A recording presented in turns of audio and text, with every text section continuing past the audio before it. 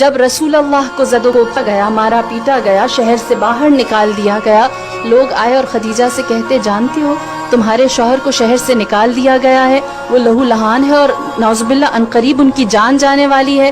جناب خدیجہ رسول اللہ کو اپنے ہمراہ لے کر شہر مکہ میں آئیں۔ اپنے گھر کی جانب جب آپ چلتی ہوئی آ رہی تھیں تو دوبارہ دیوانے لوگ آئے اور آپ کی جانب پتھر مارنے لگے۔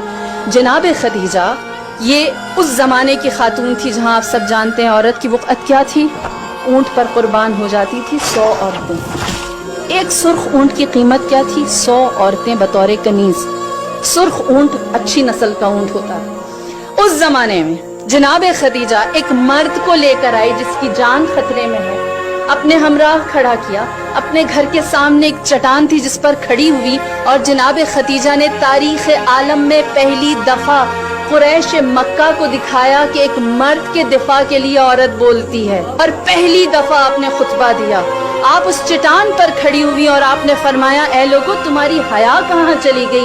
اسی دروازے پر تم قطار بنا کر کھڑے ہوتے تھے اور مجھ سے قرض مانگتے تھے اور میں بے نیازی سے تمہیں دیتی تھی، آج تم عربوں کی حیا ختم ہو گئی، تم اسی دروازے پر ہاتھ پہ پتھر لے کر آ گئے۔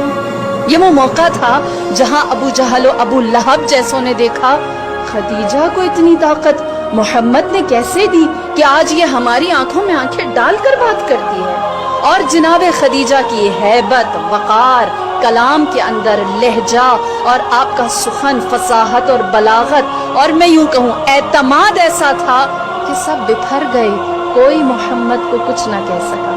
سب جان گئے اب خدیجہ صرف مالدار نہیں ہے، اب اس کی طاقت صرف دولت نہیں ہے، اب خدیجہ کے پاس ناز کرنے کے لیے محمد ہے، اور اس کا اعتماد اب وہ مال و دولت کی بنیاد پر نہیں۔ لہٰذا عورت پہلی دفعہ سامنے طاقتور ہو کر آئی، قریش مکہ جان گئے کہ اب یہ وہ عورت نہیں رہی۔